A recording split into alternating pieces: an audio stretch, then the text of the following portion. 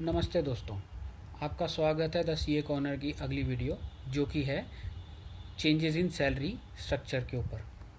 दोस्तों, अगर आप सैलरीड एम्प्लॉई हैं तो यह वीडियो आपके लिए बहुत ज़रूरी है क्योंकि अप्रैल 2026 से दो बड़े चेंजेस आने वाले हैं। पहला है इनकम टैक्स एक्ट 2025 एप्लीकेबल होने वाला है और दूसरा है न्यू लेबर कोड, और इन दोनों की वजह से आपकी सैलरी स्लिप बदल सकती है। कुछ लोगों का टेक होम थोड़ा कम होगा, कुछ लोगों का टैक्स बचेगा, कुछ को बड़े अलाउंसेस मिलने वाले हैं। लेकिन सबसे पहले मैं आपको ये समझाना चाहता हूँ कि क्या बदला है और क्या नहीं बदला है। तो आज इस वीडियो में हम यही डिस्कस करेंगे कि क्या चेंजेस एप्लीकेबल होने वाले हैं और उनका आप पर क्या इफ़ेक्ट पड़ेगा। चलिए आगे शुरू करते हैं। तो पहले एक नज़र यह डाल लेते हैं कि क्या क्या बदला है। देखिए, मेन 5 चेंजेस आए हैं। पहला है बेसिक सैलरी का नया रूल आ गया है। अब बेसिक सैलरी आपके टोटल सीटीसी का 50% होना मैंडेटरी है। बहुत सारी कंपनीज इसकी वजह से आपकी सैलरी रिस्ट्रक्चर कर सकती हैं, तो यह आपको ध्यान देना होगा। दूसरा है चिल्ड्रन और हॉस्टल अलाउंसेस में बड़ा हाइक किया गया है। यह बहुत सालों बाद किया गया है और काफ़ी अच्छा बदलाव है। तीसरा है मील वाउचर्स की लिमिट बढ़ा दी गई है। 50 पर मील से 200 पर मील हो गया है, जो कि 4 टाइम्स है ऑलमोस्ट। नेक्स्ट है एचआरए। अब और सिटीज़ में बेनिफिट आपको मिलेगा, यानी जो हम मेट्रो सिटीज़ काउंट करते थे उसमें और नई सिटीज़ ऐड की गई हैं, तो ये आपको बेनिफिट एडिशनल मिलेगा उन सिटीज़ में रहने वाले लोगों को। नेक्स्ट है फॉर्म 16 और 26 ईयर्स के नाम बदल दिए गए हैं। इसमें कोई घबराने की बात नहीं है, इसमें सिर्फ नाम बदला है, डॉक्यूमेंट सेम रहेगा और इसमें सिर्फ नया नंबर उसको दिया गया है, यानी नया नाम दिया गया है। इसमें कहीं चेंजेस नहीं है, कोई फॉर्मेटिंग में चेंजेस नहीं है, कोई कैलकुलेशन, कोई प्रेजेंटेशन में चेंजेस नहीं है, सिर्फ उसका नॉमेनक्लेचर बदला है। टैक्स रेट्स अभी बिल्कुल नहीं बदले हैं, इसलिए हमें इस बारे में सोचना भी नहीं है। यानी स्लैब रेट्स जो पहले थे अब भी वही रहेंगे, यानी जो जीरो टैक्स था पहले 12 लाख तक की इनकम तक, अब भी वही रहेगा, उसमें कोई चेंज नहीं है। बाकी सिर्फ कुछ चीज़ें जैसे कैलकुलेशंस वगैरह करने का तरीका बदला है, वो हम अभी आगे डिस्कस करते हैं। तो चलिए सबसे पहला बड़ा चेंज डिस्कस करते हैं, वह है बेसिक सैलरी से रिलेटेड। न्यू लेबर कोड के अकॉर्डिंग अब क्या है कि अब किसी भी एम्प्लॉय की बेसिक सैलरी उसके टोटल सीटीसी का 50% से नीचे नहीं हो सकती। इसका मतलब क्या हुआ, बहुत सारी कंपनीज में जहां ऐसा स्ट्रक्चर था कि आपकी बेसिक सैलरी टोटल सीटीसी का लेस देन 50% थी, वहां आपकी सैलरी स्ट्रक्चर मतलब आपके सैलरी कंपोनेंट्स को रिस्ट्रक्चर किया जाएगा। तो यह अब आपकी रिस्पॉन्सिबिलिटी बन जाती है कि अपने एचआर से कॉन्टैक्ट करना और इस चीज़ को समझना कि आपकी सैलरी क्या रिस्ट्रक्चर हुई है और उसका आप पर क्या इफेक्ट आने वाला है। वैसे हम वो यहाँ डिस्कस भी करेंगे, तो आप ये चीज़ भी आगे टेकअप कर सकते हैं। मान लीजिए कि आपकी सैलरी एक एग्जाम्पल के तौर पर 50% पर मंथ है और आपकी बेसिक सैलरी सिर्फ 10,000 थी पहले, यानी 20% हुई। अब सारे अलाउंसेस में स्प्लिट किया कंपनी ने ताकि पीएफ और ग्रेचुटी कम देनी पड़े। यह कंपनीज पहले प्लानिंग करती थी, अब आगे से यह नहीं चलेगा। अब क्या होगा कि अब आपका 50% यानी 50,000 का 25% का मतलब हुआ 25,000 आपकी बेसिक सैलरी रखनी ही पड़ेगी कंपनी को। इसका फ़ायदा आपको क्या मिलेगा कि आपका पीएफ डिडक्शन ज़्यादा होगा और आपकी पीएफ जो है पहले 1,200 रुपये जो कटती थी वह अब बढ़कर 3,000 रुपये पर मंथ हो जाएगी। मतलब आपका टेक होम पे थोड़ा कम होगा, लेकिन यह पैसा कहीं जाएगा नहीं, आपको सेविंग्स के तौर पर आपके पीएफ में डिपॉजिट होगा, जो कि आपके फ्यूचर में आपके रिटायरमेंट के टाइम पे काम आएगा। तो अगर सैलरी की स्लिप आप देखेंगे और आपको बेसिक सैलरी बढ़ी हुई मिले और टेक होम थोड़ा सा कम लगे, तो इसमें पैनिक नहीं करना है, अपने एचआर डिपार्टमेंट से कांटेक्ट करना है, उनसे कंफर्म करके समझना है कि क्या चेंजेस हैं और उनका आप पर किस तरीके से इफेक्ट आ रहा है और क्या क्या सैलरी में रिस्ट्रक्चर किया गया है। चलिए अगला चेंज डिस्कस करते हैं। अब यहाँ एक बहुत अच्छी खबर है। 3 ऐसे अलाउंसेस हैं जो कि बहुत सालों बाद चेंजेस किए गए हैं और इनमें काफ़ी अच्छा हाइक किया गया है। पहला है चिल्ड्रन एजुकेशन अलाउंस। पहले सिर्फ 100 रुपीज़ पर मंथ पर चाइल्ड मिलता था, यानी बहुत नेग्लिजिबल सा अमाउंट था। अब ऑलमोस्ट मतलब पहले कुछ था ही नहीं मान लीजिए, अब ये 3,000 पर मंथ पर चाइल्ड हो गया है, और वो भी 2 बच्चों के लिए मैक्सिमम। तो 6,000 पर मंथ टैक्स फ्री हुआ और साल का 72,000 रुपीज़ हो गया। अगला हुआ हॉस्टल अलाउंस, यानी पहले 300 रुपये पर मंथ था, बहुत ही नेग्लिजिबल छोटा सा फिगर मिलता था। अब 9,000 पर मंथ पर चाइल्ड है, 2 बच्चों के लिए 18,000 पर मंथ टैक्स फ्री आप यहाँ भी करा सकते हैं। नेक्स्ट है मील वाउचर। पहले 50 रुपीज़ पर मील टैक्स फ्री था, अब 200 रुपीज़ पर मील है, यानी 4 टाइम्स कर दिया गया। लेकिन यहाँ पर एक इम्पॉर्टेंट बात देखने वाली है कि यह सब जितने भी अलाउंसेस हैं, children education allowance, hostel allowance, meal vouchers, यह सब ओल्ड टैक्स रिजीम में मिलेंगे, यानी न्यू में नहीं मिलेंगे। तो अगर आपको इन सब अलाउंसेस का बेनिफिट लेना है तो आपको ओल्ड टैक्स रिजीम चूज़ करनी पड़ेगी, और जो कि आपको अप्रैल में ही अपने एचआर डिपार्टमेंट को कंफर्म करना होगा। तो यह ज़रूर ध्यान रखना है कि अगर आप इन सब अलाउंसेस का बेनिफिट लेना चाहते हैं तो आपको नेक्स्ट मंथ यानी अप्रैल में ही स्टार्टिंग में अपने एचआर डिपार्टमेंट को कंफर्म करना होगा कि आप कौन सी रिजीम सेलेक्ट करना चाह रहे हैं, ताकि उसी के अकॉर्डिंगली आपका tax deduction through out the year आगे चलता रहे।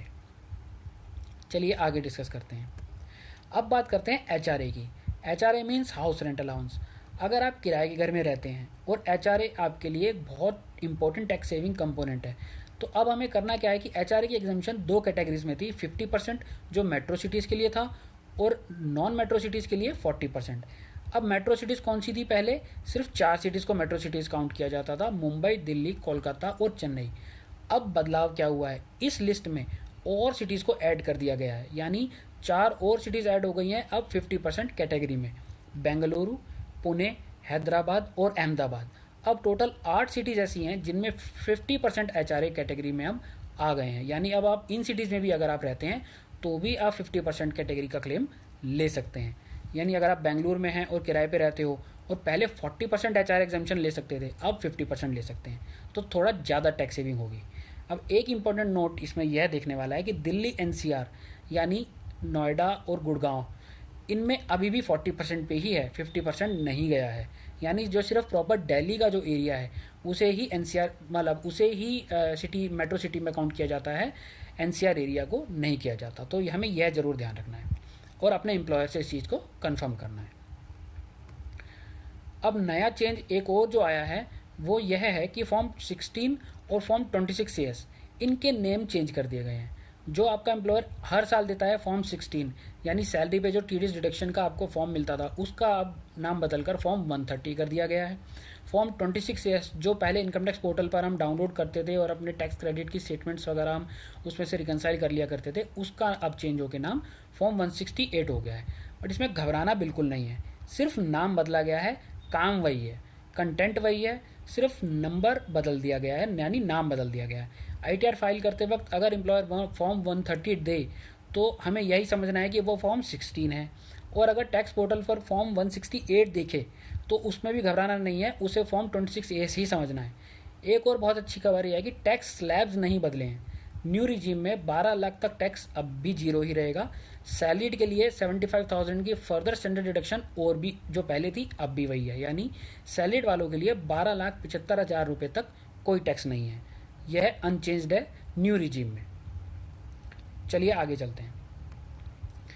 अब सबसे इम्पोर्टेंट डिसीजन कि ओल्ड टैक्स रिजीम रखनी है या न्यू रखनी है। देखिए, न्यू रिजीम अप्रैल 2026 से अभी भी डिफ़ॉल्ट ही रहेगी, यानी अगर हमने कोई सिलेक्शन नहीं किया तो ऑटोमेटिकली हम पर न्यू रेजिम अप्लाई हो जाएगी और हमारा जो through out the year tax reduction रहेगा सैलरी से वो उसी के अकॉर्डिंगली चलेगा। ओल्ड रेजिम में टैक्स रेट्स थोड़े से ज़्यादा हैं, लेकिन अब डिडक्शंस के अकॉर्डिंगली हमें कंपैरिजन करना बनता है कि हमें एटीसी मिलेगी, बाकी जो हमने अभी डिडक्शंस पिछली स्लाइड्स में डिस्कस करी, हमें ये भी क्लेम करके हमें कौन सी रिजीम में बेनिफिट मिल सकता है, ओल्ड में या न्यू में, हमें उसी के अकॉर्डिंगली उसको सिलेक्शन आगे करना है। यानी टैक्स रेट्स, देखिए न्यू रेजिम में टैक्स रेट्स कम है पर डिडक्शंस नहीं है, ओल्ड रेजिम में डिडक्शंस आपको मिलती हैं बट टैक्स रेट्स हायर हैं। अब अगर आपके पास मान लीजिए कि कुछ ऐसी डिडक्शंस हैं जिनकी वजह से आप अपना टैक्स ब्रैकेट लोअर कर सकते हैं ओल्ड रेजिम में, तो ऑब्वियसली आपको ओल्ड रेजिम में ही जाना चाहिए, न्यू रेजिम को सेलेक्ट नहीं करना चाहिए। बट यह एक मैटर ऑफ कंपैरिजन है जो कि हमें नेक्स्ट मंथ ही करना होगा, क्योंकि अगर आप अप्रैल में इस रिजीम को सिलेक्शन नहीं करेंगे तो आप पर बाय डिफ़ॉल्ट न्यू रिजीम को अप्लाई करके आपका एम्प्लॉयर आपका टीडीएस डिडक्ट करना स्टार्ट कर देगा, जो कि थ्रू आउट द ईयर आपका चलता रहेगा मार्च एंडिंग तक।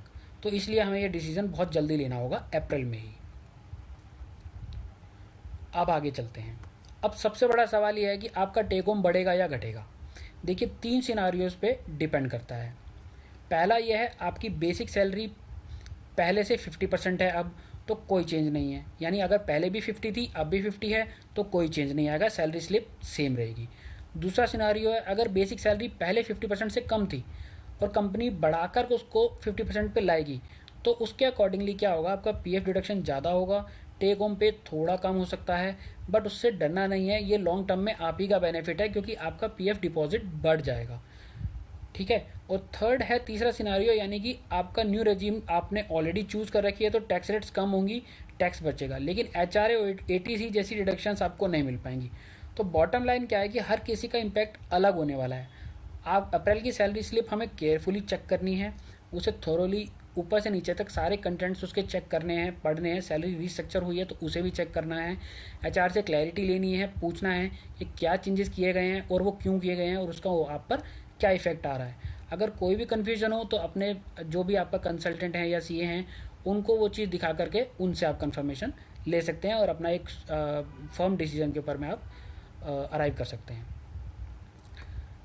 अब हम यह जान लेते हैं कि देखिए ऐसे कुछ बेसिक्स चीज़ें हैं जो कि हमें हमेशा आगे से अब ध्यान रखनी है। पहला और बहुत अर्जेंट, आपकी सैलरी स्लिप आते ही देखना है कि बेसिक सैलरी कितनी है, यानी टोटल सीटीसी का 50% है या नहीं। अगर नहीं है तो हमें एचआर से पूछना है कि ये कब चेंज होगा, यानी ये करना मैंडेटरी ऑलरेडी हो चुका है। तो अगर आपके एचआर डिपार्टमेंट ने अभी तक ये चेंज नहीं किया है तो ये हमें पूछ लेना, मतलब हमारी रिस्पॉन्सिबिलिटी है कि हमें उनसे पूछना चाहिए कि भाई ये आप कब से एप्लीकेबल करने जा रहे हो, क्योंकि जितनी जल्दी करेंगे उतना आपके लिए बेटर है। दूसरा और अर्जेंट ये है कि टैक्स रिजीम का चेंज सिलेक्शन करना है और एचआर को बताना है। न्यू रिजीम डिफ़ॉल्ट है, मैं बार बार कह रहा हूँ न्यू रिजीम डिफ़ॉल्ट है। अगर हम सिलेक्शन नहीं करेंगे तो न्यू रिजीम के अकॉर्डिंगली आपके टैक्स रिडक्शन स्टार्ट कर दिया जाएगा अप्रैल ऑनवर्ड्स, जो कि फाइनेंशियल ईयर के एंड तक आपका मार्च तक वही एप्लीकेबल हो जाएगा अगर आपने कोई रिजीम सिलेक्शन नहीं किया तो। अगर ओल्ड चाहिए तो हमें इन्फॉर्म करना होगा अपने एचआर को, और उससे पहले हमें एक कंपैरेटिव एक वर्किंग बना के देख लेनी पड़ेगी न्यू या ओल्ड में हमें किस में बेनिफिट है। एजुकेशन, जैसे अब थर्ड ये है कि एजुकेशन या हॉस्टल अलाउंस वैलिड हैं अगर आपके केस में 2 बच्चों के लिए 3,000 9,000 पर मंथ के अकॉर्डिंगली ये अलाउंसेस क्लेम अगर आप कर सकते हैं ओल्ड रेजिम में, और आपके सैलरी स्ट्रक्चर में इन नेचर के अलाउंसेस ऑलरेडी गिवन है, तो ये अलाउंसेस क्लेम करने हैं हमें ओल्ड रेजिम में। एचआर को सैलरी रिस्ट्रक्चर मांगना है अगर नहीं है तो, और हमें यह देखना है कि हमें किस रिजीम में बेनिफिट है, उसी के अकॉर्डिंगली आगे बढ़ना है। नेक्स्ट है, हाँ, अगर हम बेंगलुरु, पुणे, हैदराबाद या अहमदाबाद में रहते हैं तो हमारी एचआरए का क्लेम भी चेंज होने वाला है। तो हमें ये भी चेक करना है कि अब अगर हम इस कैटेगरी में फॉल करते हैं तो हमें दोबारा से इसका एक वर्किंग करके देखनी पड़ेगी, क्योंकि ये डिडक्शन भी आपको ओल्ड में ही मिलती है। यानी मान के चलिए कि जितने भी अलाउंसेस और डिडक्शंस हैं, अगर आप ओल्ड रिजीम में जाना चाहते हैं तो हमें इनको दोबारा रिकैलकुलेट करके चेक करना होगा कि क्या हमें इसमें अब बेनिफिट चेंजेस के बाद होने वाला है या नहीं। अगर बेनिफिट हो रहा है तो ऑब्वियसली हमें ओल्ड में ही रहना चाहिए, न्यू में नहीं जाना चाहिए। और ओल्ड में रहना है तो हमें विद इन अप्रैल ही अपने एचआर डिपार्टमेंट को इन्फॉर्म करना पड़ेगा, अदरवाइज आपके ऊपर में new regime by default apply कर दी जाएगी और टैक्स डिडक्शन उसी के अकॉर्डिंगली स्टार्ट हो जाएगा। अब हमें चेक क्या करना है, 50% एचआरए कैटेगरी में हम आ गए हैं या नहीं आ गए हैं। ठीक है, अब एम्प्लॉयर से वेरीफाई कर लीजिए। नेक्स्ट है, फॉर्म 16 का नाम अब फॉर्म 130 हो गया है, 26 ईयर्स का नाम बदलकर फॉर्म 168 हो गया है। आईटीआर फाइल करते वक्त हमको इन दोनों को, अगर हमें ये नंबर चेंज होकर देखने को मिले तो सिर्फ घबराना नहीं है, पैनिक नहीं करना, उनका काम सेम है, डॉक्यूमेंट्स आपको सिर्फ नए नाम से मिलेंगे, इतना ही है। तो दोस्तों ये थे जो अप्रैल 2026 से आने वाले ऐसे बड़े मेजर चेंजेस हैं जो सैलरी क्लास के अफेक्ट करने वाले हैं, और उसकी वजह से आपका टेक होम पे और बाकी सब चीज़ों में चेंजेस आने वाले हैं।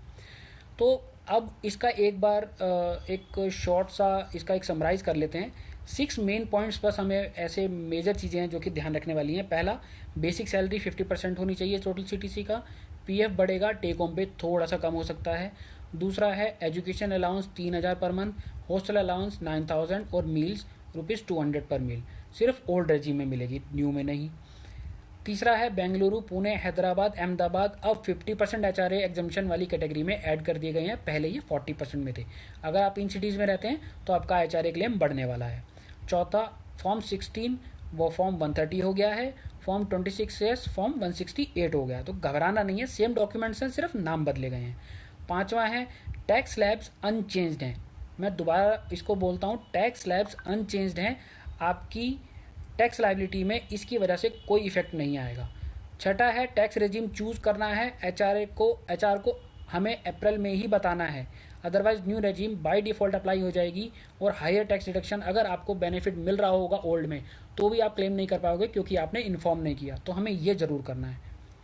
तो हमें इन चीज़ों का ध्यान रखना है ताकि हम इस पर एक बेटर डिसीजन ले सकें और अपना टैक्स सेविंग कर सकें। तो दोस्तों ये मेरी तरफ से एक समराइज फॉर्म में चेंजेस थे जो कि मैंने आपको एक्सप्लेन करने की कोशिश करी। अगर आपको ये वीडियो हेल्पफुल लगा हो तो इसे प्लीज़ लाइक करिए, शेयर करिए और हमारे चैनल को सब्सक्राइब करिए ताकि आने वाली फ्यूचर की ऐसी और हेल्पफुल और इन्फॉर्मेटिव वीडियोज़ आप तक टाइमली पहुँचती रहें। और इसमें बेल आइकन ज़रूर दबाइए ताकि आपको इसकी नोटिफिकेशन ज़रूर पहुँच जाए। आई thank you so much for watching.